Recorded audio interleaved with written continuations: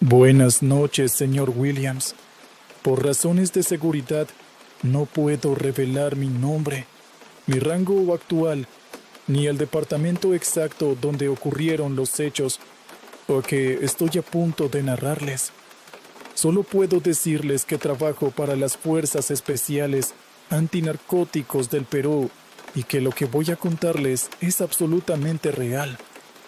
Aunque sé que muchos de ustedes no van a creerme, tampoco los culpo. Yo mismo tardé años en aceptar lo que vi. Durante mucho tiempo me negué a hablar de esto, no por miedo a perder mi puesto ni porque me hubieran ordenado guardar silencio, sino porque hay cosas que la mente rechaza de manera instintiva. Cosas que no encajan en ningún manual de campo ni en ningún protocolo de entrenamiento. Pero ya han pasado suficientes años y creo que es hora de que alguien sepa lo que ocurrió en aquella selva. El hombre al que debíamos capturar era conocido en los bajos fondos como el Caimán. Su verdadero nombre es irrelevante para esta historia.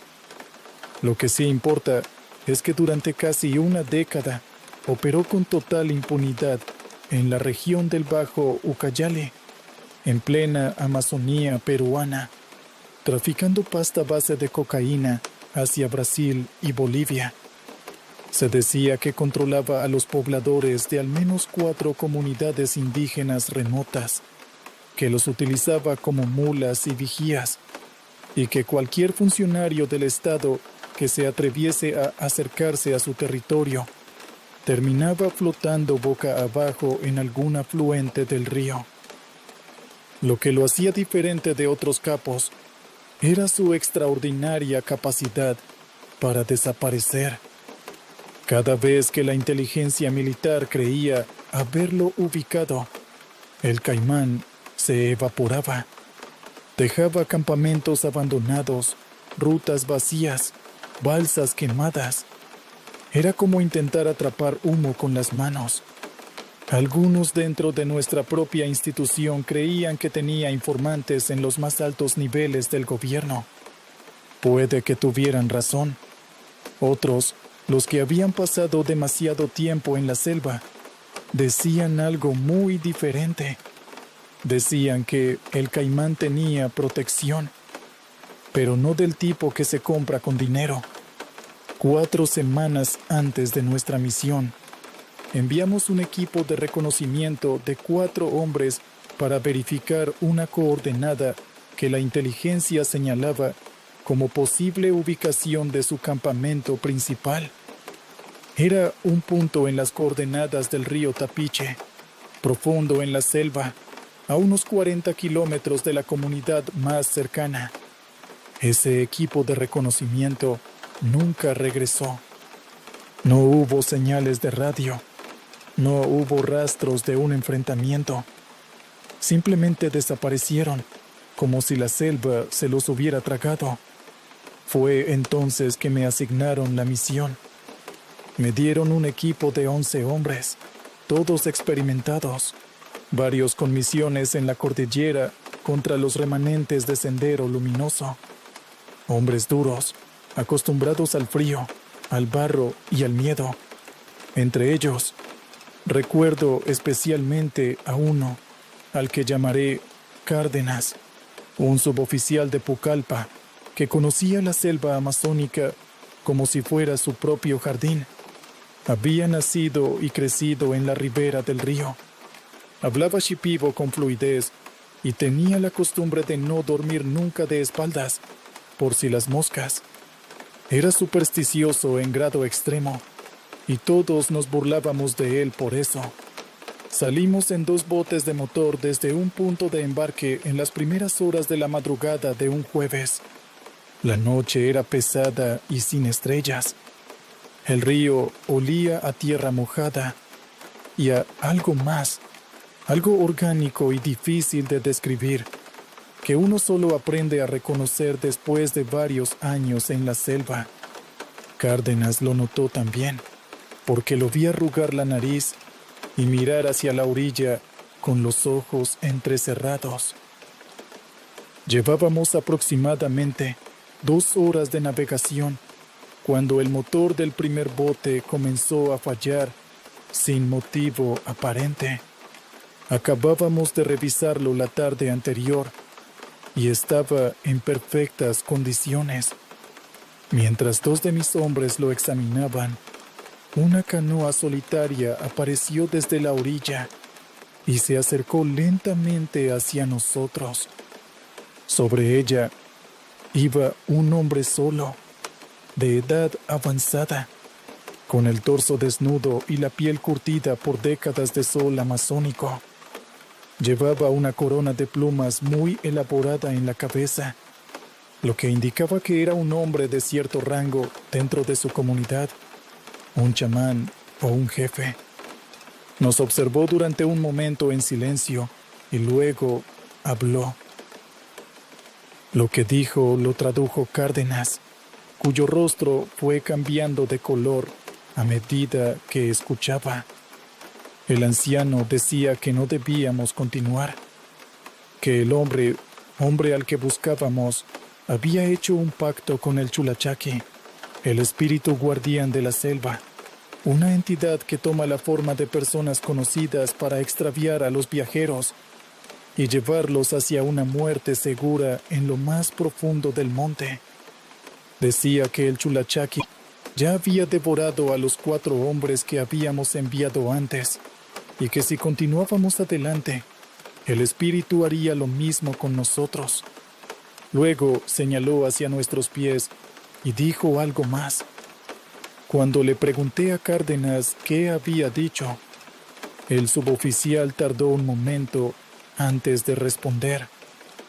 «Dice que ya estamos marcados», murmuró.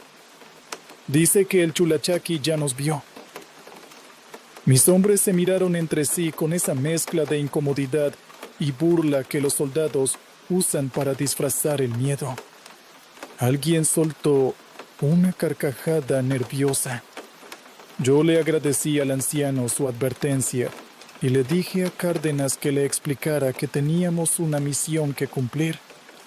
El viejo nos miró durante un instante más, con una expresión que no era de reproche, sino de genuina lástima, como la de alguien que ve a un niño correr hacia el borde de un precipicio sin poder hacer nada. Luego, giró su canoa y desapareció entre los arbustos de la orilla sin decir más. El motor, curiosamente, arrancó solo unos segundos después, sin que ninguno de mis hombres hubiera encontrado la falla. Amarramos los botes a la mañana siguiente y continuamos a pie. El terreno era una pesadilla de barro, raíces elevadas y vegetación tan densa que el sol apenas conseguía atravesarla. A las 2 horas de marcha, el calor era insoportable y el aire estaba saturado de humedad. Cárdenas iba de punto adelantado y marcaba el ritmo con una macheta. Los demás lo seguíamos en fila india. La primera baja llegó sin previo aviso. Uno de mis hombres, un muchacho joven al que llamaré Solano, se apartó apenas 3 metros de la fila para orinar detrás de un árbol. Cuando lo llamamos 5 minutos después, no respondió. Lo encontramos sentado al pie del árbol, completamente inmóvil, con los ojos abiertos y la expresión de quien acaba de ver algo que la mente humana no está preparada para procesar. No tenía heridas visibles. No había rastro de serpiente ni de insecto. El médico del grupo no supo explicar qué había pasado. Solano simplemente había muerto de algo que ninguno de nosotros sabía nombrar. Lo enterramos rápidamente y continuamos. Hicimos otros 3 kilómetros cuando encontramos los restos del equipo de reconocimiento. Estaban en un claro pequeño, rodeados de barro pisoteado. No hubo señales de lucha, no había casquillos de bala, no había huellas de botas extrañas.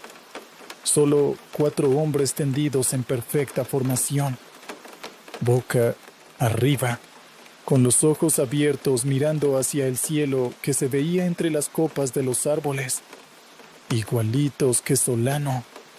El médico examinó los cuerpos durante varios minutos y finalmente se incorporó con el rostro desencajado. «No tiene sentido», dijo. «No hay ninguna causa de muerte evidente. Es como si simplemente hubieran dejado de funcionar». Mis hombres estaban en silencio.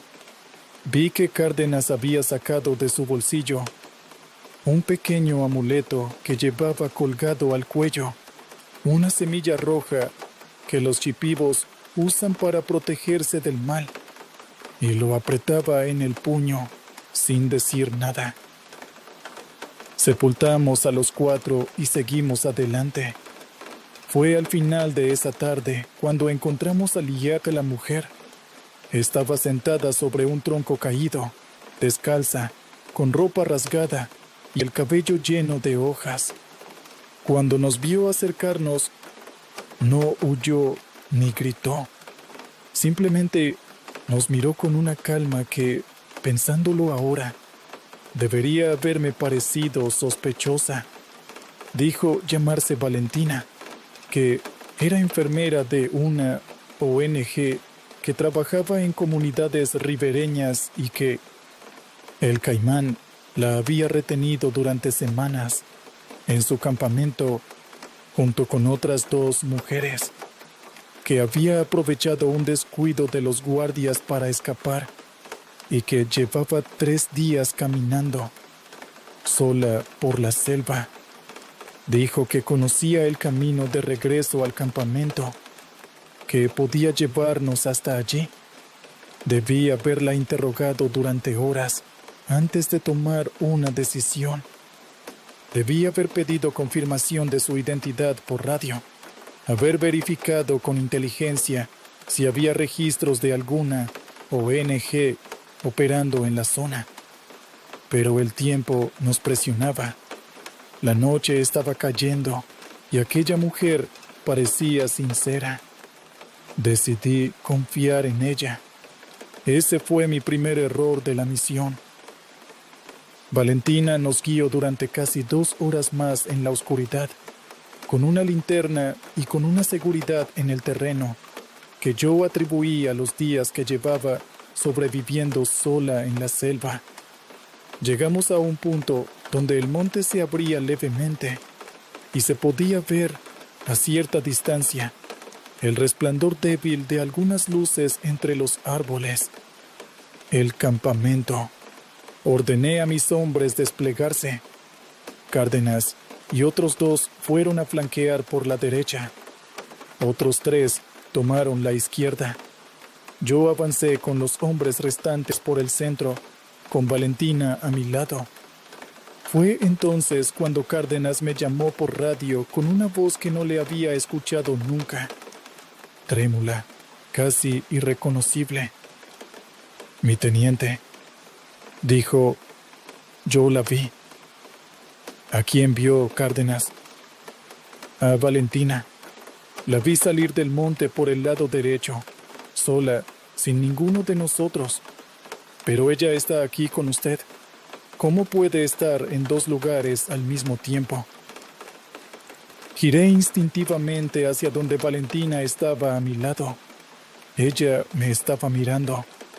Y en ese momento, bajo la luz de mi linterna, noté algo que no había visto antes, que uno de sus pies no era un pie humano, era una pata pequeña, retorcida, con las uñas curvadas hacia adentro, como la de un ave o un reptil. La imagen duró apenas un segundo, porque la mujer retrocedió hacia las sombras antes de que pudiera levantar el arma, y desapareció entre los árboles sin dejar ningún sonido.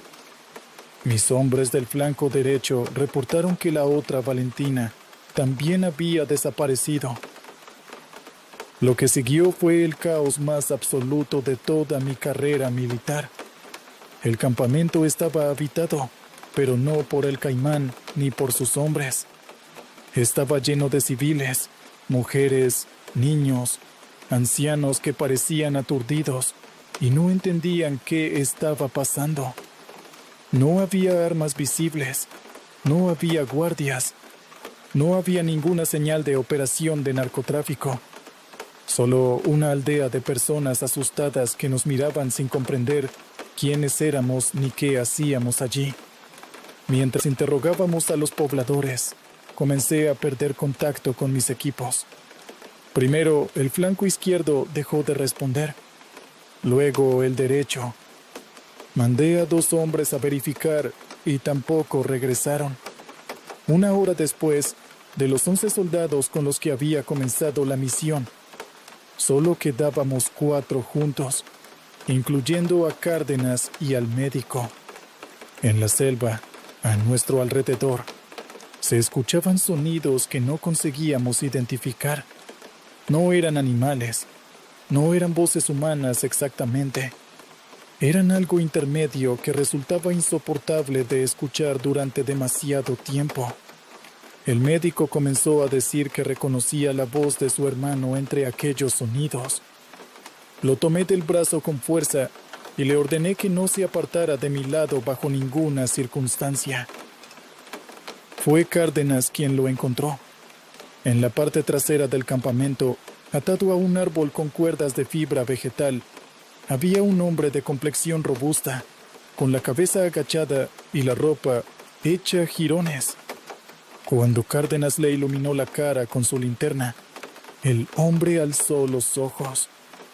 Tenía una marca profunda en el cuello, como de quemadura antigua, con la forma inconfundible de un caimán. Era la marca con la que el caimán señalaba a quienes le pertenecían. «Soy el teniente Flores», dijo el hombre con voz ronca. «Del equipo de reconocimiento. Soy el único que sobrevivió. Me tienen aquí desde hace semanas. Lo liberamos y lo incorporamos al grupo. Parecía físicamente débil, pero mentalmente lúcido. Dijo que el caimán había huido esa misma tarde cuando supo que nos aproximábamos, pero que debía de seguir cerca, que nunca se alejaba demasiado de su territorio, que conocía cada palmo de aquella selva como nadie. Tomé la decisión de iniciar la retirada. Habíamos perdido a 7 hombres en circunstancias que no podía explicar. La misión estaba comprometida y no tenía suficiente personal para continuar operando. Comenzamos a caminar de regreso hacia los botes, con el teniente Flores a la cabeza, porque decía conocer el camino. Hicimos el trayecto en silencio, con el alba comenzando a abrirse paso entre las copas de los árboles. Los sonidos de la noche se habían detenido.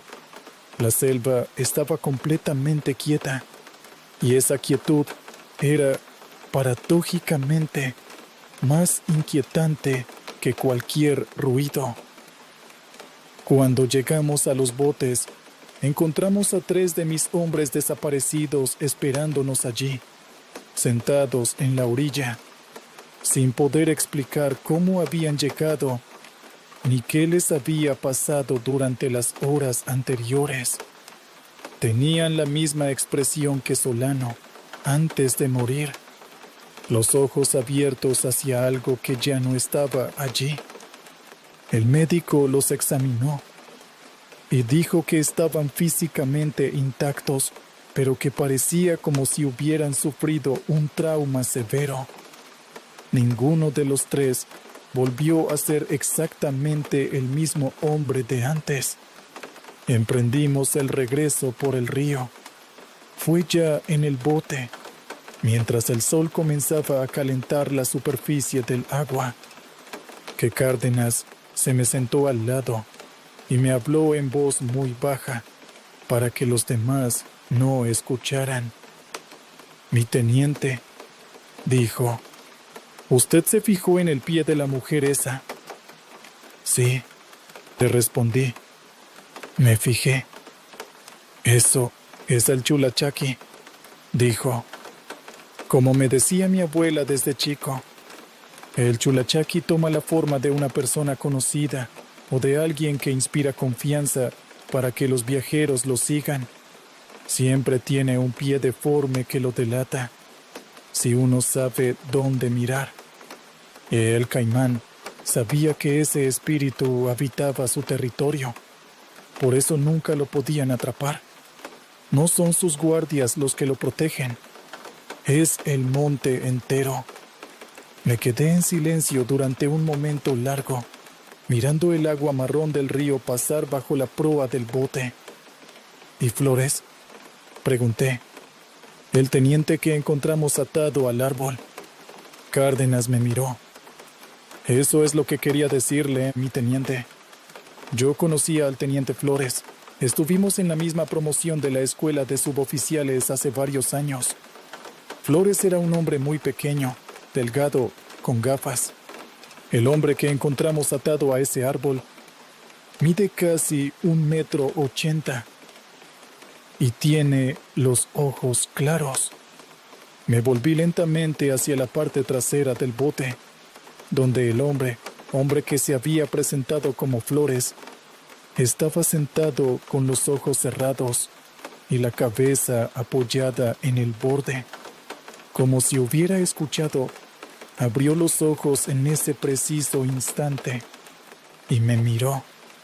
Luego sonrió, y antes de que yo pudiera emitir una sola orden, se deslizó por la borda con una suavidad absurda y desapareció bajo el agua sin producir casi ningún sonido. Mis hombres apagaron el motor. Miramos el agua durante varios minutos. No hubo burbujas, no hubo movimiento. El río estaba tan quieto como si nada hubiera caído en él. Nunca lo recuperamos. El informe que presenté ante mis superiores fue recibido con una mezcla de escepticismo y evidente incomodidad. Me bajaron de rango. Perdí la jefatura de mi unidad. 3 de los hombres que sobrevivieron fueron dados de baja por razones psiquiátricas en los meses siguientes. El médico del grupo pidió traslado a Lima y nunca más volvió a trabajar en la selva. El caimán nunca fue capturado. Pero la parte de la historia que no pude incluir en ningún informe oficial es la que me ha quitado el sueño durante todos estos años. Tiempo después, revisando las fotos de inteligencia del operativo, encontré una imagen tomada desde uno de nuestros botes durante las primeras horas de la misión, antes de entrar a la selva. La foto mostraba el río, la orilla y la canoa del anciano indígena que nos había salido al paso a advertirnos. Le mostré esa foto a Cárdenas. El hombre tardó un buen momento en responder. «Ese es él», dijo al fin. «El que vemos en todas las fotos de inteligencia, con el cabello diferente y sin la corona de plumas, pero ese es el caimán». Yo ya lo sabía. En el fondo, lo había sabido desde el momento en que me senté a revisar aquella fotografía con calma. El hombre que se había acercado en su canoa a advertirnos que no continuáramos era exactamente el hombre al que buscábamos. Nos había mirado a la cara, había hablado con nosotros y luego había girado su canoa tranquilamente y se había ido, sabiendo perfectamente que no lo reconoceríamos, que sus palabras nos parecerían las supersticiones de un anciano y que lo que nos aguardaba más adelante en aquella selva se encargaría del resto. Nos usó para que hiciéramos el trabajo sucio de verificar que la ruta estaba libre. Nos usó como avanzada y nosotros fuimos lo suficientemente ciegos para no verlo. Han pasado varios años. El caimán sigue operando, aunque ahora en zonas diferentes. Ha habido otros 2 operativos fallidos después del nuestro. con resultados igualmente inexplicables. Nadie habla de ello abiertamente, pero los que hemos estado allí nos reconocemos en los ojos cuando coincidimos en algún pasillo. Cárdenas me llamó hace algunos meses. Me dijo que seguía teniendo el mismo sueño todas las noches. El río al amanecer, la canoa que se aleja hacia la orilla y el anciano que gira la cabeza en el último momento y lo mira con aquella expresión de lástima serena, como quien sabe exactamente lo que viene después. Yo también tengo ese sueño, le dije. ¿Y usted cree que alguna vez vamos a poder atraparlo?, me preguntó. Pensé en el pie deforme de Valentina. Pensé en el hombre que cayó al río sin dejar rastro. Pensé en Solano, muerto al pie de un árbol, sin ninguna causa visible. No lo sé, Cárdenas, le respondí. Pero si alguna vez vuelvo a ese río y encuentro una canoa que se me acerca sola desde la orilla, lo primero que voy a hacer es mirarle los pies al que viene en ella. Cárdenas no respondió nada, solo se rió, y en esa risa había muy poco de humor y mucho de algo que los dos reconocíamos y que ninguno de los dos iba a nombrar en voz alta. Eso es todo lo que tengo para contarles por esta noche. Cuídense. Continuamos con otro relato. Mi nombre es Miguel. Tengo 44 años y trabajo como electricista industrial. Me especializo en instalaciones de alta tensión para plantas manufactureras y parques eólicos, lo que significa que paso buena parte de mi vida en carretera, moviéndome entre estados, durmiendo en moteles de paso y comiendo en fondas de autopista. Es una vida que no le gusta a todo el mundo, pero a mí me funciona. Nunca me ha faltado trabajo y me ha dado para darles estudios a mis 2 hijos. Lo que voy a contarles ocurrió en octubre de 2019, unos meses antes de que el mundo entero cambiara con la pandemia. A veces pienso que lo que viví aquella noche fue como una especie de señal de que algo muy malo estaba por venir, aunque sé que eso es solo mi mente buscando conexiones donde quizás no las hay. Soy una persona escéptica por naturaleza. Los años trabajando con electricidad te enseñan que todo tiene una explicación lógica, que los fenómenos tienen causas verificables y que el miedo irracional es el enemigo de un buen técnico. Se lo cuento porque quiero que entiendan que no soy el tipo de persona que inventa cosas ni que se deja llevar por la imaginación. Lo que viví aquella noche no lo he podido explicar hasta el día de hoy. Y eso, para alguien como yo, es quizás lo más aterrador de todo. Venía de Oaxaca. Había terminado un trabajo de revisión en una planta textil a las afueras de la ciudad y tenía que llegar a Puebla antes del mediodía siguiente para comenzar otra instalación. Son poco más de 300 kilómetros si tomas la carretera federal, pero yo conocía un camino más corto que atraviesa la sierra por la región de La Cañada. No es una ruta que la gente use mucho porque el asfalto está en mal estado y hay tramos donde no hay señal de celular, pero yo la había tomado varias veces y me ahorraba casi 1 hora de viaje.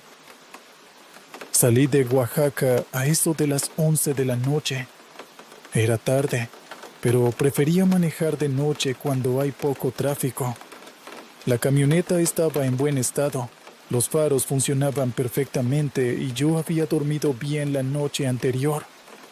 No había ningún motivo para preocuparse. Las primeras 2 horas fueron tranquilas. La carretera serpenteaba entre cerros y cañadas, y de vez en cuando cruzaba algún pueblito con la plaza desierta y las luces apagadas. México tiene esa cualidad extraña de sentirse enorme y vacío de noche, como si las ciudades fueran solo islas de luz flotando en un océano de oscuridad. Fue alrededor de la 1:15 de la madrugada cuando vi a Lou. Hombre, estaba parado al borde de la carretera, justo en una curva pronunciada que los locales llaman la curva del muerto, porque ahí se han volcado varios vehículos a lo largo de los años. No hacía señas, no levantaba el brazo ni agitaba una linterna. Simplemente estaba parado, mirando hacia la nada con los brazos colgando a los lados, como una persona que está esperando el camión en una parada urbana, no en medio del cierre a la 1 de la madrugada.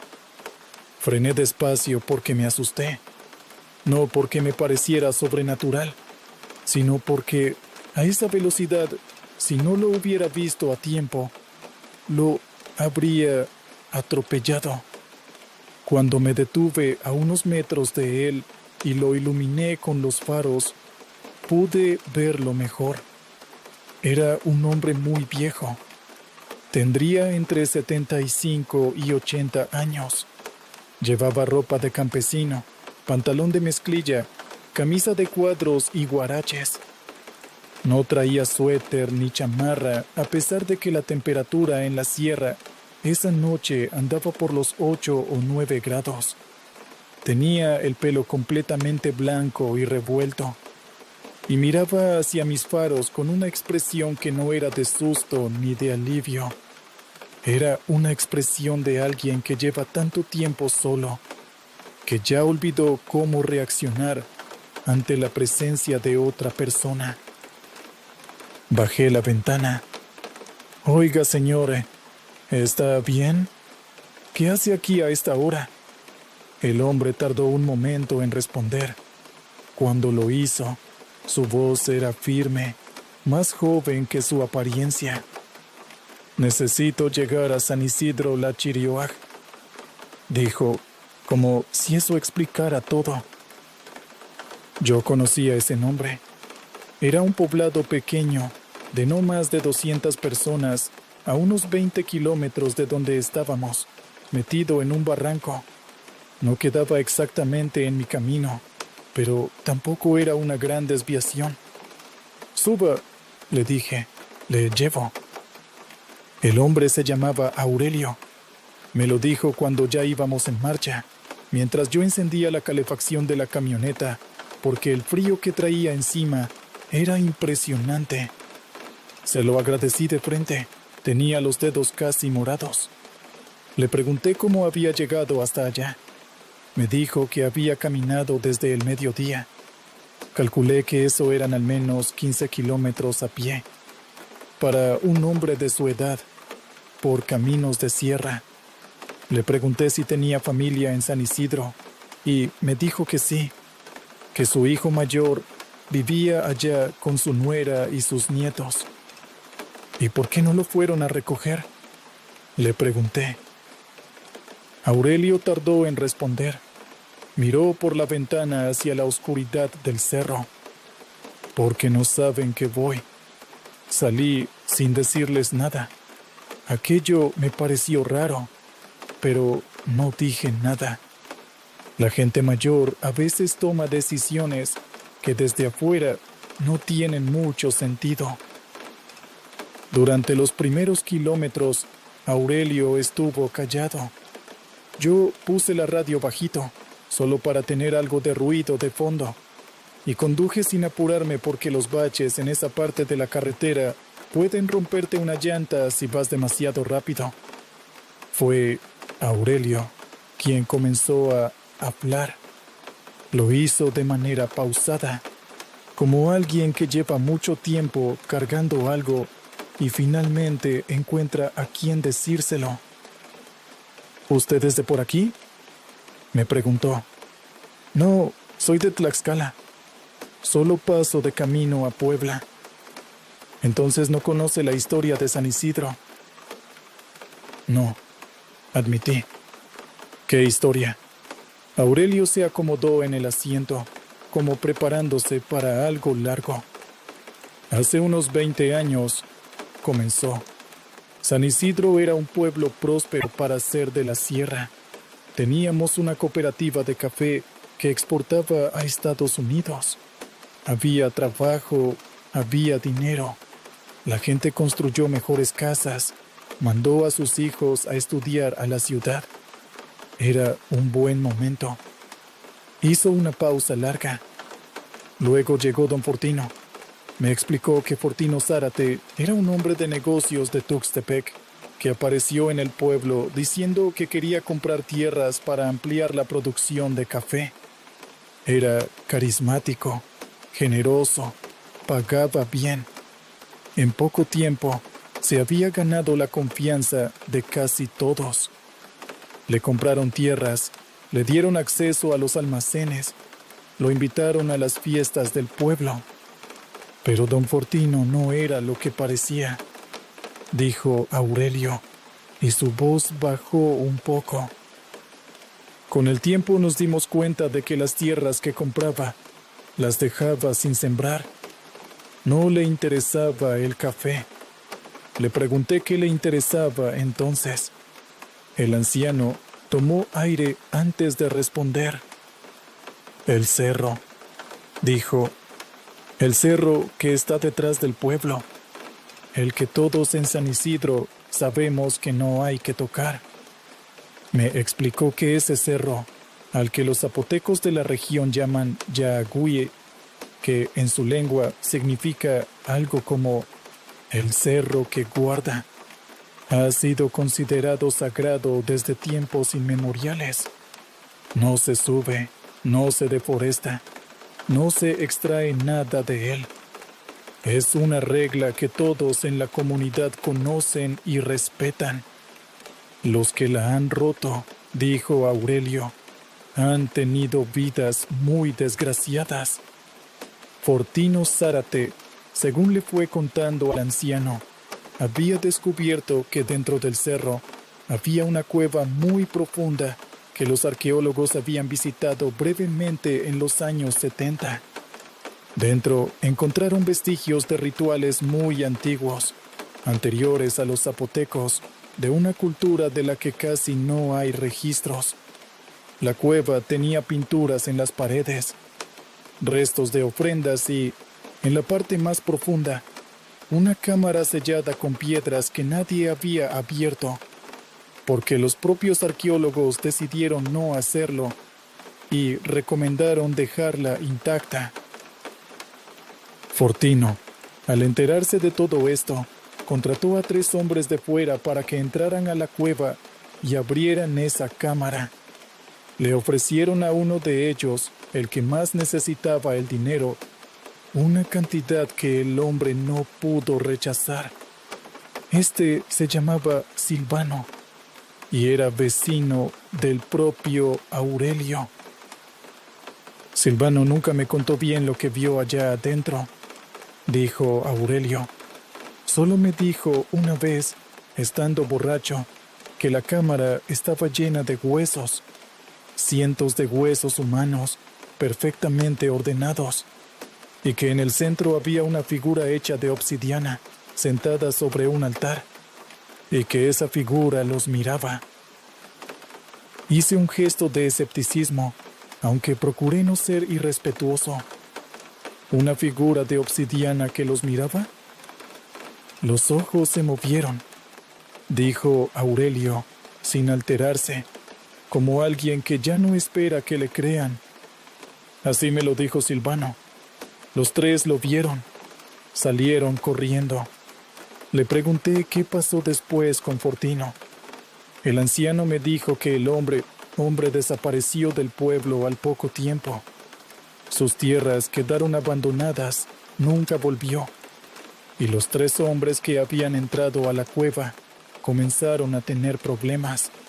Uno de ellos murió en un accidente de tractor 6 meses después. El otro tuvo una crisis nerviosa que lo dejó sin poder hablar por más de 1 año. Silvano, el vecino de Aurelio, empezó a cambiar de maneras que el anciano, describió con mucho cuidado. Silvano era un hombre tranquilo, trabajador, buen padre. Después de la cueva se volvió distinto. No dormía. Salía de noche. Su mujer me buscó llorando porque decía que por las madrugadas lo encontraba parado en el patio, mirando hacia el cerro, sin moverse, como una estatua. Así durante horas. Hice una pausa antes de preguntar lo siguiente. ¿Y su hijo? ¿Qué tiene que ver su hijo con todo esto? Aurelio no respondió de inmediato. Vi que apretaba las manos sobre sus rodillas. Mi hijo compró la parcela de Silvano hace 2 años, dijo finalmente. La compró barata porque la familia de Silvano quería salir del pueblo. Llevaba 6 meses viviendo en esa parcela cuando me llamó una noche muy asustado. Me dijo que habían encontrado algo debajo de la casa al estar haciendo unas reparaciones, una especie de túnel que no aparecía en ningún plano, y que ese túnel iba hacia el cerro. Sentí un escalofrío que no tenía nada que ver con el frío de la sierra. ¿Por eso va usted ahora? ¿Porque su hijo encontró ese túnel? Porque mi hijo me llamó hace 3 días, dijo Aurelio, y su voz tembló por primera vez.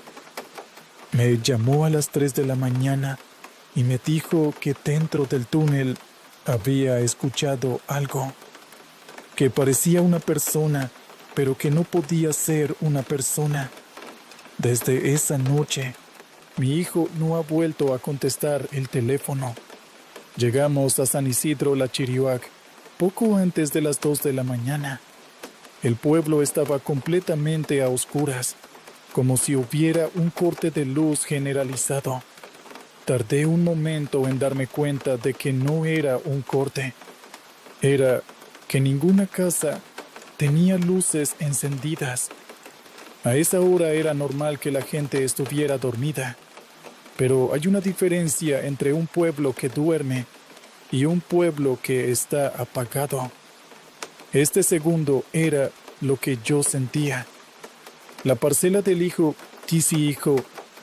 de Aurelio quedaba en el extremo del pueblo, en el lado que daba hacia el cerro. Era una casa de bloc sin aplanar, con un pequeño terreno cercado con alambre de púas. La camioneta de Aurelio estaba estacionada afuera, lo que me causó alivio. Al menos su hijo debía estar en casa. Aurelio se bajó antes de que yo terminara de frenar. Lo seguí porque no me pareció bien dejarlo solo. Llamó a la puerta varias veces sin recibir respuesta. Luego intentó con el celular y escuchamos sonar el teléfono dentro de la casa. Nadie lo contestó. La puerta no tiene llave, me dijo Aurelio. Nunca la tienen aquí. La empujamos y entramos. La casa olía a cocina, a leña, a vida cotidiana. Había platos sobre la mesa, ropa colgada en una silla, una televisión apagada. Todo normal, salvo que no había nadie. Recorrimos las habitaciones en silencio. El cuarto de los niños tenía las camas hechas y los peluches ordenados. El cuarto principal tenía la cama extendida, como si alguien hubiera salido en medio de la noche. Fue en la cocina donde encontramos la trampilla. Estaba en el suelo, disimulada bajo una alfombra de palma que alguien había corrido hacia un lado. Era una puerta de madera gruesa con un seguro metálico. Estaba abierta. Aurelio la miró un momento. Luego me miró a mí. No baje, me dijo. No sé bien por qué no obedecí. Quizás porque soy electricista y estoy acostumbrado a entrar en lugares oscuros. Quizás porque pensé que su hijo podría estar ahí abajo herido y necesitar ayuda. Saqué la linterna que siempre cargo en mi cinturón de herramientas y empecé a bajar los escalones de madera. El túnel era real. Era un pasaje de tierra apisonada con paredes de roca, suficientemente ancho para que una persona caminara sin agacharse. Olía a humedad y a algo más que tardé en identificar. Era el olor del copal, de incienso quemado, como en una iglesia o en una ceremonia. Caminé unos 20 metros. La linterna iluminaba el suelo de tierra y las paredes irregulares. No había nada fuera de lo común hasta que llegué a un punto donde el túnel se ensanchaba en una especie de pequeña cámara natural. Ahí fue donde vi las marcas. Las paredes de esa cámara estaban completamente cubiertas de marcas talladas en la roca. No eran grafitis modernos, eran glifos, figuras geométricas, representaciones de animales y de lo que parecían ser seres humanos en posiciones rituales. Algunas eran muy antiguas, con líquenes creciendo sobre ellas, pero otras eran recientes, muy recientes. La roca estaba fresca donde las habían tallado. En el centro de la cámara, en el suelo, había un círculo de velas apagadas, y dentro del círculo, colocados con cuidado, había 3 objetos: un teléfono celular, un reloj de niño de plástico rojo y una pequeña imagen de la Virgen de Juquila. Reconocí el teléfono. Tenía una calcomanía de un equipo de fútbol en la parte trasera. Aurelio me lo había mostrado en la camioneta cuando buscaba el número de su hijo.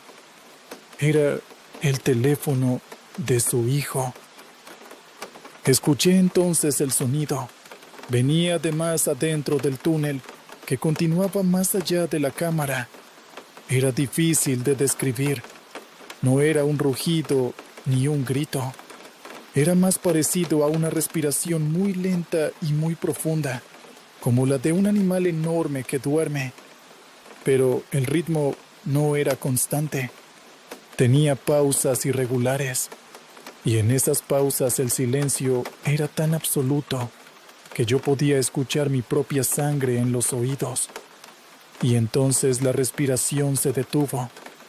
En el silencio que siguió, escuché con toda claridad, desde el fondo oscuro del túnel, la voz de un niño pequeño que decía algo en zapoteco.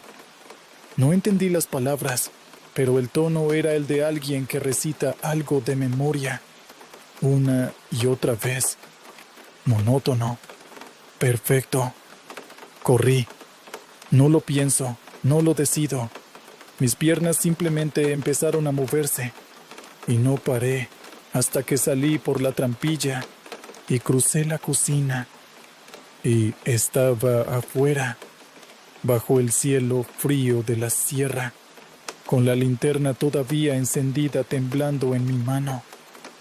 Aurelio estaba parado en el umbral de la puerta. Me miró y no dijo nada. No me preguntó qué había visto ni por qué salía corriendo. Tenía la misma expresión que cuando lo encontré en la carretera, la de alguien que lleva mucho tiempo esperando algo y ya no le sorprende nada. «Lárguese», me dijo, y en su voz no había crueldad, sino algo que sonaba a protección. «No es asunto suyo. Váyase». Me fui. Llegué a Puebla al amanecer. El trabajo que tenía que hacer me mantuvo ocupado los siguientes 3 días, y durante esos 3 días casi logré convencerme de que había exagerado, de que el sonido era alguna corriente de aire en el túnel, de que la voz era mi imaginación bajo los efectos del cansancio y el susto. Casi lo logré. La semana siguiente busqué noticias sobre San Isidro Lachirioag. No encontré nada sobre desapariciones ni sobre personas buscadas. Intenté llamar a la presidencia municipal de la región para preguntar por reportes recientes, pero nadie me supo dar información concreta. Lo que sí encontré fue un artículo de un periódico local de Oaxaca de hacía 4 meses que hablaba de un equipo de espeleólogos que había solicitado permiso para explorar el sistema de cuevas del Yaguye. El permiso les fue negado por las autoridades comunitarias de manera definitiva e inapelable, según decía el artículo. Un representante de la comunidad, cuyo nombre no se publicó, había declarado: «Ese lugar ya fue perturbado una vez. No volveremos a permitir que nadie entre». No sé qué pasó con el hijo de Aurelio ni con su familia. No sé si el anciano encontró lo que fue a buscar. No sé si alguna vez salieron de esa casa. Solo sé que desde aquella noche, cuando manejo de noche y la carretera está vacía y los faros iluminan solo unos metros de asfalto hacia adelante, pienso en esa respiración en el fondo del túnel, en ese ritmo lento e irregular, en el silencio que vino después, y en la voz del niño, recitando en la oscuridad. Si alguien conoce San Isidro Lachirioag o la zona de la Cañada oaxaqueña y tiene información sobre algo relacionado con lo que describo, me pueden dejar un comentario. No busco que me crean, solo quería contarlo, porque hay cosas que se vuelven más ligeras cuando dejan de estar solo dentro de tu cabeza. Continuamos con otro relato. Soy el cabo segundo Miguel Sandoval, y hay una regla no escrita entre los soldados que han visto cosas que no deberían existir. No hablas de eso con nadie que no haya estado ahí. No porque vayas a parecer loco, aunque eso también. Lo que de verdad te frena es algo más profundo, algo que tiene que ver con la vergüenza de no haber podido hacer nada, de haberte quedado viendo cómo el mundo se deformaba a tu alrededor, sin poder oponer más resistencia que la de un hombre despierto entre sonámbulos. Éramos 6 en el puesto de avanzada. Eso es lo primero que deben saber. Éramos 6, y yo fui el único que regresó. Corría septiembre de hace 3 años cuando nos destinaron al puesto Laguna Verde, un enclave sin nombre oficial en la Sierra Alta de Guerrero, sobre un promontorio que daba a un valle cubierto de encinos y niebla matutina. La misión era sencilla sobre el papel: turno de 3 semanas monitoreando comunicaciones de grupos irregulares en la zona, sin contacto con civiles, sin patrullaje agresivo.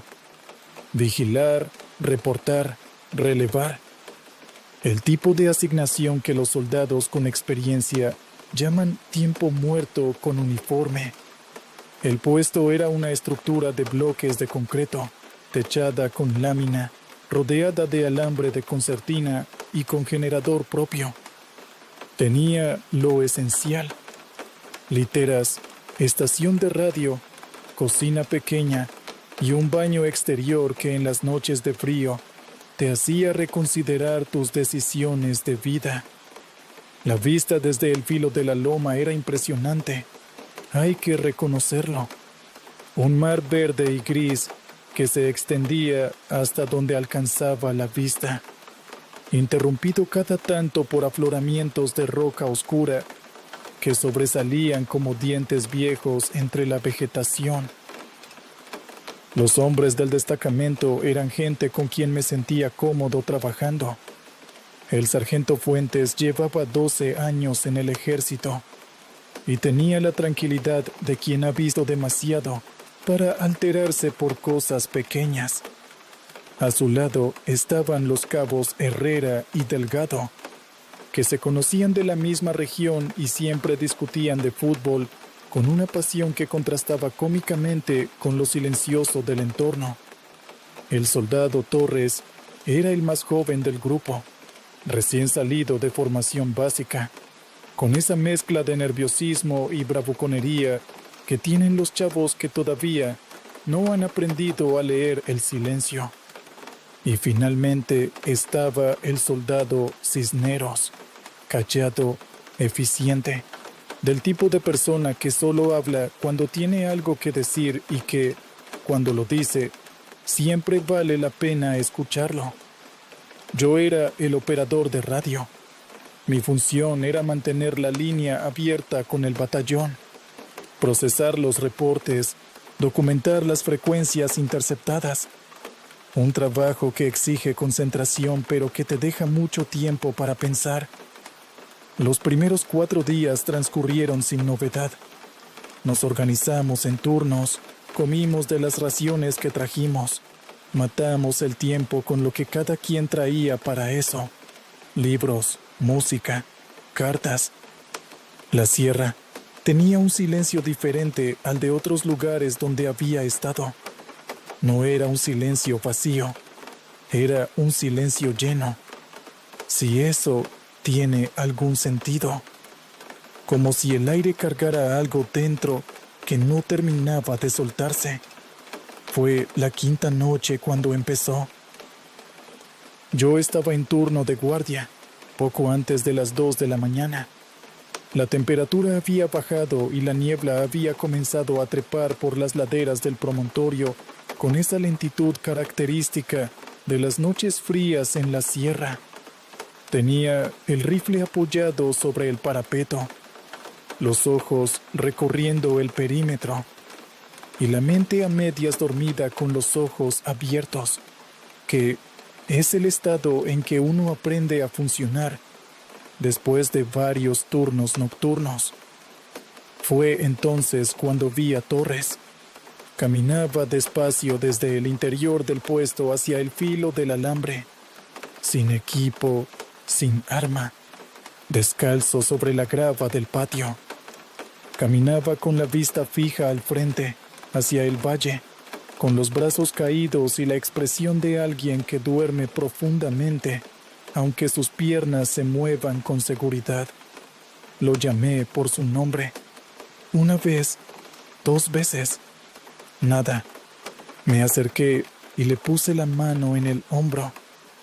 Torres se detuvo como si lo hubiera encendido un interruptor. Parpadeó 2 veces, miró a su alrededor con desorientación absoluta y me preguntó qué había pasado.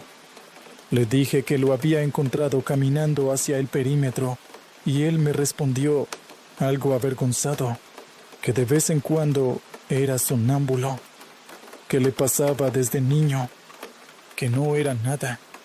Le creí. Era lo más fácil y también, en ese momento, lo más razonable. Pero al día siguiente, Torres no era el mismo. No puedo describirlo con exactitud, porque el cambio era sutil, del tipo que solo nota quien conoce bien a la persona. Apenas hablaba. No discutió con Herrera cuando éste insistió en que el América era el mejor equipo del país, cosa que en cualquier otra circunstancia habría desencadenado 20 minutos de debate acalorado.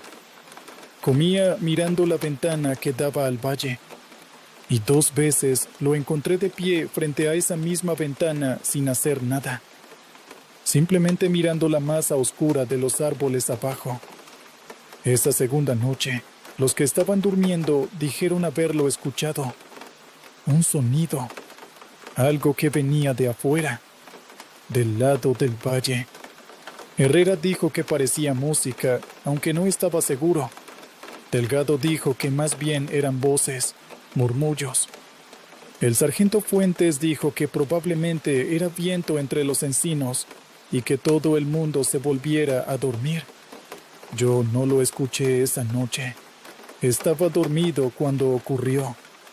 La tercera noche me tocó turno de descanso. pero no pude dormir. Había algo en el ambiente del puesto que me tenía inquieto, sin que pudiera identificar qué era exactamente.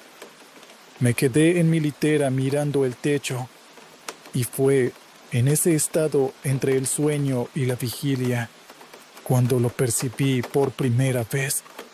No era música, no exactamente. Era más como una tonalidad sostenida, una frecuencia que no llegabas a oír con claridad, sino que sentías más bien en algún punto detrás de los oídos, como cuando presionas los párpados con los pulgares y el cerebro genera formas de luz. Duró tal vez 10 segundos y luego desapareció. Me incorporé en la litera y miré alrededor. Todos dormían. Todos menos Torres, cuya cama estaba vacía.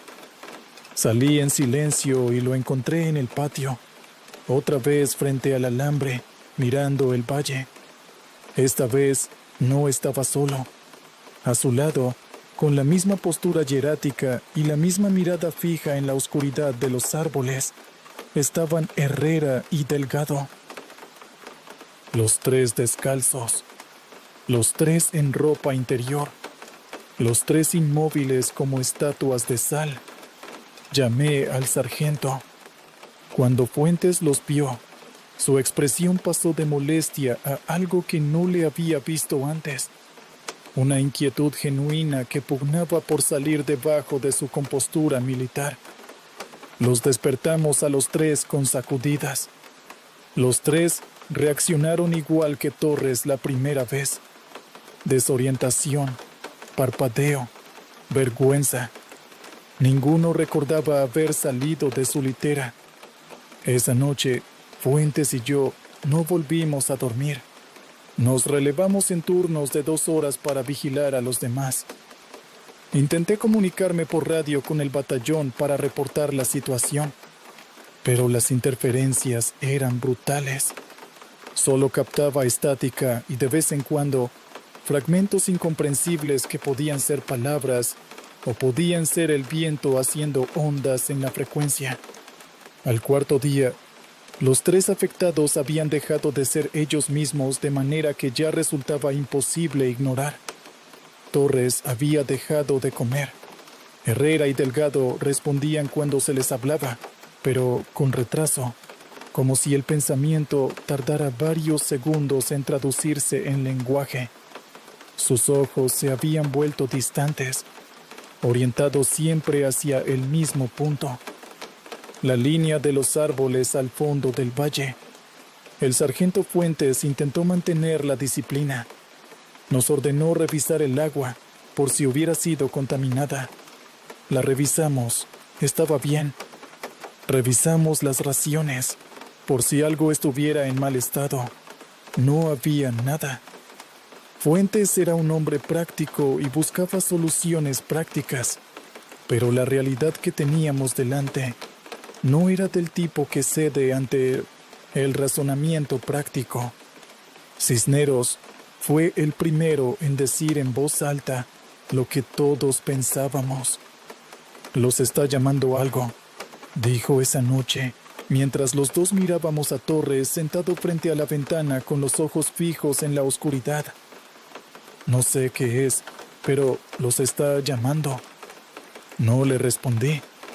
No porque no le creyera, sino porque creerle implicaba aceptar que estábamos frente a algo para lo que ninguno de nosotros tenía entrenamiento. La quinta noche fue la última que pasamos todos juntos. Desperté a las 3 de la madrugada con la certeza absoluta, inexplicable, de que algo había cambiado. Salté de la litera y miré. Las camas de Torres, Herrera y Delgado estaban vacías. Me volví hacia la de Fuentes y también estaba vacía. Solo Cisneros seguía ahí, dormido o aparentando estarlo. Pero lo que me heló la sangre fue el sonido. Esta vez no era ambiguo, esta vez era claro, y venía del exterior, del valle, de los árboles. Era una especie de canto, pero decir canto es quedarse muy corto con la descripción. Era algo que se metía dentro de ti con la misma facilidad con la que el frío penetra la ropa mojada. Era antiguo. Puedo decir eso con seguridad, aunque no sé cómo puedo saber algo así. Era un sonido antiquísimo, como si viniera de un lugar que existía antes de que los hombres aprendieran a ponerle nombre a las cosas. Y era hermoso, y era terrible. Y lo peor de todo era que algo en mí quería seguirlo. Me detuve en seco en el momento en que mis pies se dirigían solos hacia la puerta. Fue ese instante de conciencia, ese segundo de claridad, antes de que la lógica se diera por completo, lo que me salvó. Me metí los dedos en los oídos con tanta fuerza que me lastimé. El sonido no desapareció del todo, pero se atenuó hasta volverse soportable. Con las manos temblorosas busqué mi equipo, saqué el botiquín y arranqué con los dientes un trozo de gasa. Lo hice 2 bolitas, las mojé con agua y me las introduje profundamente en ambos oídos. Luego tomé mi rifle, revisé el cargador y salí. Los encontré a los 4 en el patio. Fuentes, Torres, Herrera y Delgado caminaban en fila hacia el punto donde el alambre de concertina había sido apartado. Alguien lo había movido. Uno de ellos, supuse, en algún momento de la noche anterior. Caminaban despacio, con cadencia regular, como si siguieran una procesión invisible. Sus pies descalzos pisaban la grava sin que ninguno pareciera sentirla. Grité los nombres. El sonido llegaba a mis propios oídos, amortiguado por las gasas. Así que no supe si les grité lo suficientemente fuerte o si mis palabras simplemente se disolvieron en el aire. Ninguno se detuvo. Ninguno miró hacia atrás. Corrí hacia Fuentes, que iba al frente, y lo agarré del brazo con ambas manos. Lo jalé hacia mí con toda la fuerza que tenía. Buenas noches, señor Williams. Por razones de seguridad, no puedo revelar mi nombre, mi rango actual, ni el departamento exacto donde ocurrieron los hechos, porque estoy a punto de narrarles. Solo puedo decirles que trabajo para las Fuerzas Especiales Antinarcóticos del Perú y que lo que voy a contarles es absolutamente real. Aunque sé que muchos de ustedes no van a creerme, tampoco los culpo. Yo mismo tardé años en aceptar lo que vi. Durante mucho tiempo me negué a hablar de esto, no por miedo a perder mi puesto ni porque me hubieran ordenado guardar silencio, sino porque hay cosas que la mente rechaza de manera instintiva, cosas que no encajan en ningún manual de campo ni en ningún protocolo de entrenamiento. Pero ya han pasado suficientes años y creo que es hora de que alguien sepa lo que ocurrió en aquella selva. El hombre al que debíamos capturar era conocido en los bajos fondos como el Caimán. Su verdadero nombre es irrelevante para esta historia. Lo que sí importa es que durante casi una década operó con total impunidad en la región del Bajo Ucayali, en plena Amazonía peruana, traficando pasta base de cocaína hacia Brasil y Bolivia. Se decía que controlaba a los pobladores de al menos 4 comunidades indígenas remotas, que los utilizaba como mulas y vigías, y que cualquier funcionario del Estado que se atreviese a acercarse a su territorio terminaba flotando boca abajo en algún afluente del río. Lo que lo hacía diferente de otros capos era su extraordinaria capacidad para desaparecer. Cada vez que la inteligencia militar creía haberlo ubicado, el caimán se evaporaba. Dejaba campamentos abandonados, rutas vacías, balsas quemadas. Era como intentar atrapar humo con las manos. Algunos dentro de nuestra propia institución creían que tenía informantes en los más altos niveles del gobierno. Puede que tuvieran razón. Otros, los que habían pasado demasiado tiempo en la selva, decían algo muy diferente. Decían que el caimán tenía protección, pero no del tipo que se compra con dinero. 4 semanas antes de nuestra misión, enviamos un equipo de reconocimiento de 4 hombres para verificar una coordenada que la inteligencia señalaba como posible ubicación de su campamento principal. Era un punto en las coordenadas del río Tapiche, profundo en la selva, a unos 40 kilómetros de la comunidad más cercana. Ese equipo de reconocimiento nunca regresó. No hubo señales de radio. No hubo rastros de un enfrentamiento. Simplemente desaparecieron, como si la selva se los hubiera tragado. Fue entonces que me asignaron la misión. Me dieron un equipo de 11 hombres, todos experimentados, varios con misiones en la cordillera contra los remanentes de Sendero Luminoso. Hombres duros, acostumbrados al frío, al barro y al miedo. Entre ellos, recuerdo especialmente a uno, al que llamaré Cárdenas, un suboficial de Pucallpa, que conocía la selva amazónica como si fuera su propio jardín. Había nacido y crecido en la ribera del río. Hablaba shipibo con fluidez y tenía la costumbre de no dormir nunca de espaldas, por si las moscas. Era supersticioso en grado extremo, y todos nos burlábamos de él por eso. Salimos en 2 botes de motor desde un punto de embarque en las primeras horas de la madrugada de un jueves. La noche era pesada y sin estrellas. El río olía a tierra mojada y a algo más, algo orgánico y difícil de describir, que uno solo aprende a reconocer después de varios años en la selva. Cárdenas lo notó también, porque lo vi arrugar la nariz y mirar hacia la orilla con los ojos entrecerrados.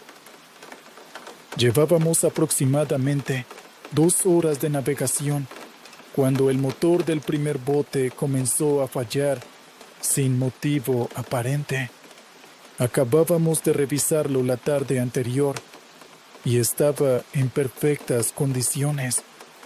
Mientras 2 de mis hombres lo examinaban, una canoa solitaria apareció desde la orilla y se acercó lentamente hacia nosotros. Sobre ella iba un hombre solo, de edad avanzada, con el torso desnudo y la piel curtida por décadas de sol amazónico. Llevaba una corona de plumas muy elaborada en la cabeza, lo que indicaba que era un hombre de cierto rango dentro de su comunidad, un chamán o un jefe. Nos observó durante un momento en silencio y luego habló. Lo que dijo lo tradujo Cárdenas, cuyo rostro fue cambiando de color a medida que escuchaba. El anciano decía que no debíamos continuar, que el hombre al que buscábamos, había hecho un pacto con el Chulachaqui, el espíritu guardián de la selva, una entidad que toma la forma de personas conocidas para extraviar a los viajeros y llevarlos hacia una muerte segura en lo más profundo del monte.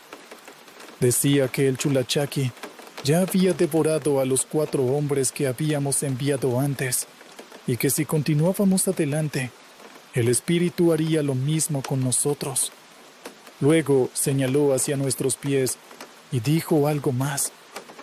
Cuando le pregunté a Cárdenas qué había dicho, el suboficial tardó un momento antes de responder. «Dice que ya estamos marcados», murmuró. «Dice que el Chulachaqui ya nos vio». Mis hombres se miraron entre sí con esa mezcla de incomodidad y burla que los soldados usan para disfrazar el miedo. Alguien soltó una carcajada nerviosa. Yo le agradecí al anciano su advertencia y le dije a Cárdenas que le explicara que teníamos una misión que cumplir. El viejo nos miró durante un instante más, con una expresión que no era de reproche, sino de genuina lástima, como la de alguien que ve a un niño correr hacia el borde de un precipicio sin poder hacer nada. Luego, giró su canoa y desapareció entre los arbustos de la orilla sin decir más. El motor, curiosamente, arrancó solo unos segundos después, sin que ninguno de mis hombres hubiera encontrado la falla. Amarramos los botes a la mañana siguiente y continuamos a pie. El terreno era una pesadilla de barro, raíces elevadas y vegetación tan densa que el sol apenas conseguía atravesarla. A las 2 horas de marcha, el calor era insoportable y el aire estaba saturado de humedad. Cárdenas iba de punto adelantado y marcaba el ritmo con una macheta. Los demás lo seguíamos en fila india. La primera baja llegó sin previo aviso. Uno de mis hombres, un muchacho joven al que llamaré Solano, se apartó apenas 3 metros de la fila para orinar detrás de un árbol. Cuando lo llamamos 5 minutos después, no respondió. Lo encontramos sentado al pie del árbol, completamente inmóvil, con los ojos abiertos y la expresión de quien acaba de ver algo que la mente humana no está preparada para procesar. No tenía heridas visibles. No había rastro de serpiente ni de insecto. El médico del grupo no supo explicar qué había pasado. Solano simplemente había muerto de algo que ninguno de nosotros sabía nombrar. Lo enterramos rápidamente y continuamos. Hicimos otros 3 kilómetros cuando encontramos los restos del equipo de reconocimiento. Estaban en un claro pequeño, rodeados de barro pisoteado. No hubo señales de lucha, no había casquillos de bala, no había huellas de botas extrañas. Solo 4 hombres tendidos en perfecta formación, boca arriba, con los ojos abiertos mirando hacia el cielo que se veía entre las copas de los árboles, igualitos que Solano. El médico examinó los cuerpos durante varios minutos y finalmente se incorporó con el rostro desencajado. «No tiene sentido», dijo. «No hay ninguna causa de muerte evidente. Es como si simplemente hubieran dejado de funcionar». Mis hombres estaban en silencio. Vi que Cárdenas había sacado de su bolsillo un pequeño amuleto que llevaba colgado al cuello, una semilla roja que los chipivos usan para protegerse del mal, y lo apretaba en el puño sin decir nada. Sepultamos a los 4 y seguimos adelante. Fue al final de esa tarde cuando encontramos a Liat, la mujer. Estaba sentada sobre un tronco caído, descalza, con ropa rasgada y el cabello lleno de hojas. Cuando nos vio acercarnos, no huyó ni gritó. Simplemente nos miró con una calma que, pensándolo ahora, debería haberme parecido sospechosa. Dijo llamarse Valentina, que era enfermera de una ONG que trabajaba en comunidades ribereñas y que el caimán la había retenido durante semanas en su campamento junto con otras 2 mujeres, que había aprovechado un descuido de los guardias para escapar y que llevaba 3 días caminando. sola por la selva. Dijo que conocía el camino de regreso al campamento, que podía llevarnos hasta allí. Debí haberla interrogado durante horas antes de tomar una decisión.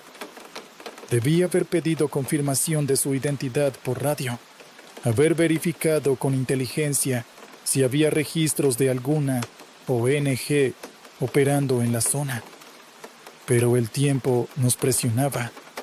La noche estaba cayendo y aquella mujer parecía sincera. Decidí confiar en ella. Ese fue mi primer error de la misión. Valentina nos guió durante casi 2 horas más en la oscuridad, con una linterna y con una seguridad en el terreno que yo atribuí a los días que llevaba sobreviviendo sola en la selva. Llegamos a un punto donde el monte se abría levemente y se podía ver, a cierta distancia, el resplandor débil de algunas luces entre los árboles. El campamento. Ordené a mis hombres desplegarse. Cárdenas y otros 2 fueron a flanquear por la derecha. Otros 3 tomaron la izquierda. Yo avancé con los hombres restantes por el centro, con Valentina a mi lado. Fue entonces cuando Cárdenas me llamó por radio con una voz que no le había escuchado nunca. Trémula, casi irreconocible. «Mi teniente», dijo. Yo la vi. «¿A quién vio, Cárdenas?» «A Valentina. La vi salir del monte por el lado derecho, sola, sin ninguno de nosotros. Pero ella está aquí con usted. ¿Cómo puede estar en 2 lugares al mismo tiempo?» Giré instintivamente hacia donde Valentina estaba a mi lado. Ella me estaba mirando.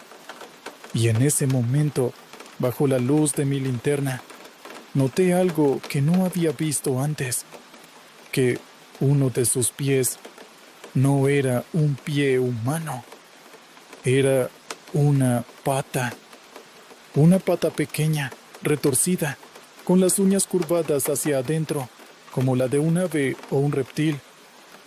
La imagen duró apenas 1 segundo, porque la mujer retrocedió hacia las sombras antes de que pudiera levantar el arma, y desapareció entre los árboles sin dejar ningún sonido. Mis hombres del flanco derecho reportaron que la otra Valentina también había desaparecido. Lo que siguió fue el caos más absoluto de toda mi carrera militar. El campamento estaba habitado, pero no por el caimán ni por sus hombres.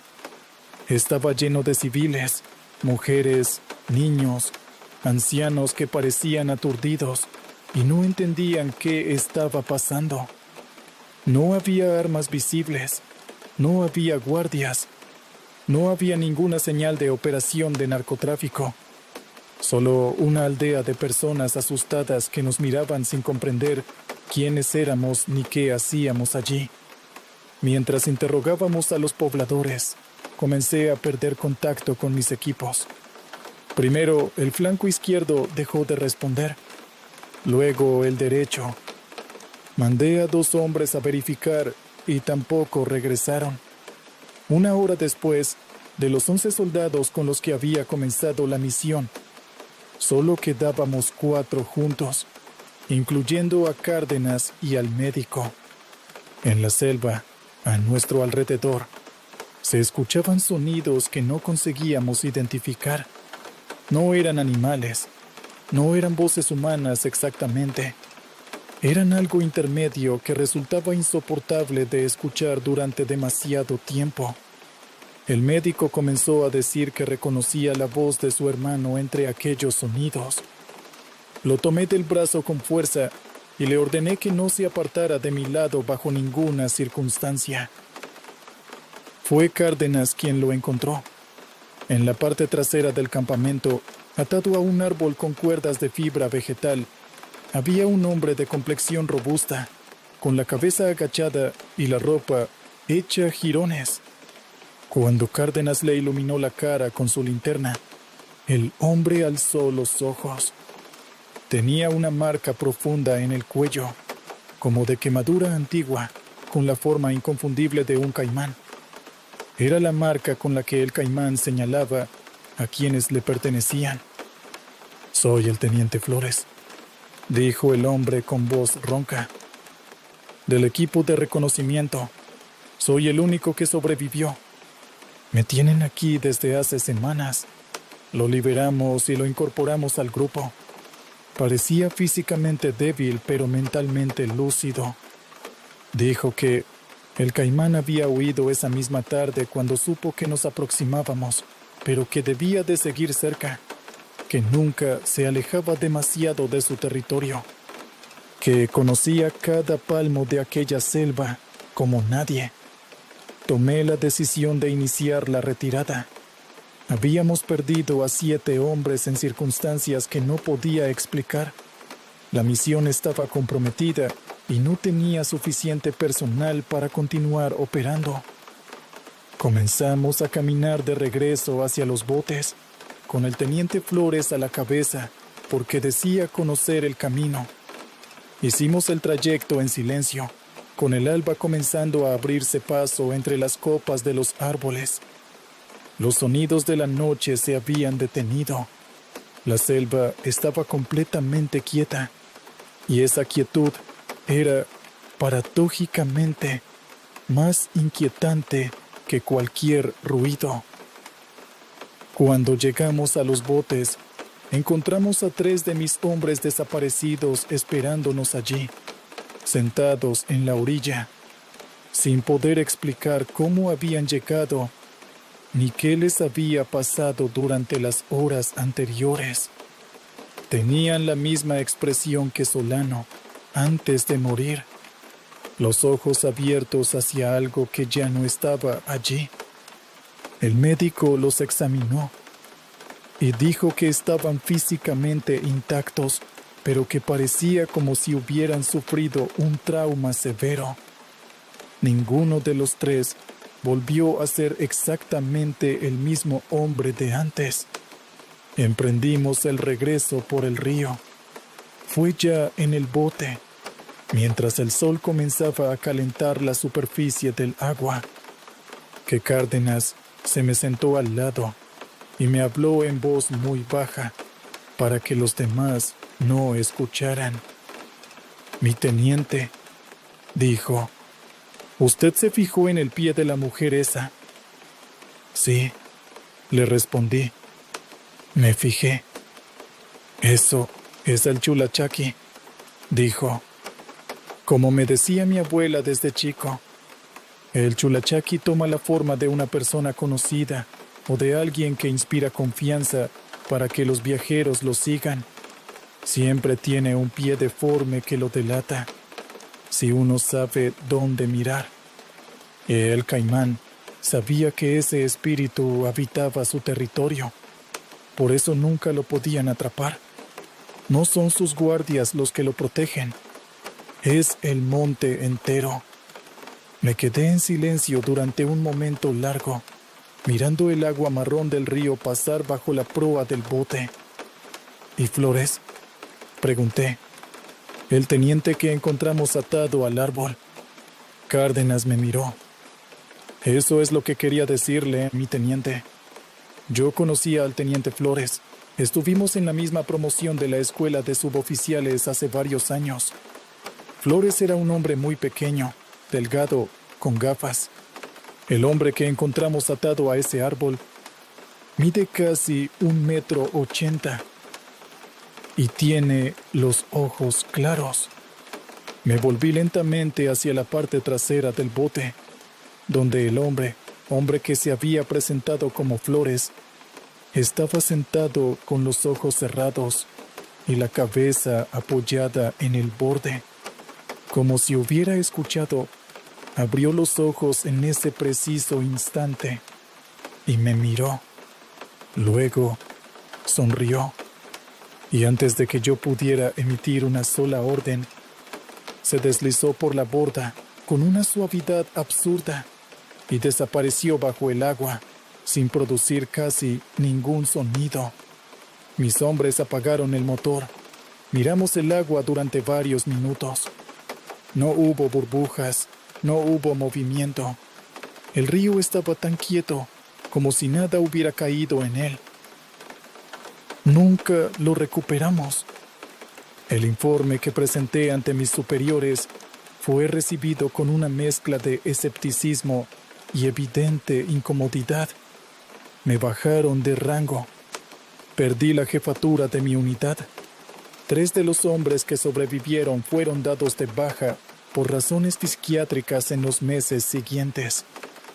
El médico del grupo pidió traslado a Lima y nunca más volvió a trabajar en la selva. El caimán nunca fue capturado. Pero la parte de la historia que no pude incluir en ningún informe oficial es la que me ha quitado el sueño durante todos estos años. Tiempo después, revisando las fotos de inteligencia del operativo, encontré una imagen tomada desde uno de nuestros botes durante las primeras horas de la misión, antes de entrar a la selva. La foto mostraba el río, la orilla y la canoa del anciano indígena que nos había salido al paso a advertirnos. Le mostré esa foto a Cárdenas. El hombre tardó un buen momento en responder. «Ese es él», dijo al fin. «El que vemos en todas las fotos de inteligencia, con el cabello diferente y sin la corona de plumas, pero ese es el caimán».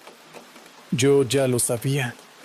En el fondo, lo había sabido desde el momento en que me senté a revisar aquella fotografía con calma.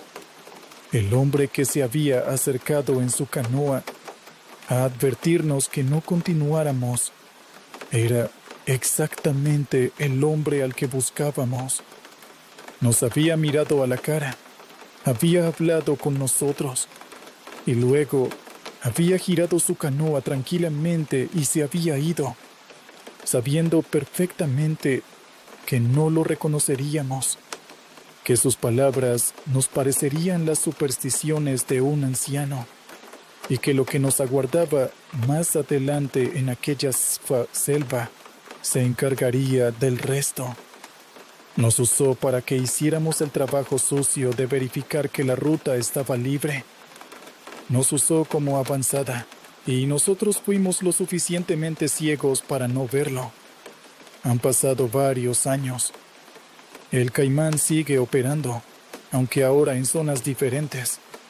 Ha habido otros 2 operativos fallidos después del nuestro, con resultados igualmente inexplicables. Nadie habla de ello abiertamente, pero los que hemos estado allí nos reconocemos en los ojos cuando coincidimos en algún pasillo. Cárdenas me llamó hace algunos meses. Me dijo que seguía teniendo el mismo sueño todas las noches. El río al amanecer, la canoa que se aleja hacia la orilla y el anciano que gira la cabeza en el último momento y lo mira con aquella expresión de lástima serena, como quien sabe exactamente lo que viene después. Yo también tengo ese sueño, le dije. ¿Y usted cree que alguna vez vamos a poder atraparlo?, me preguntó. Pensé en el pie deforme de Valentina. Pensé en el hombre que cayó al río sin dejar rastro.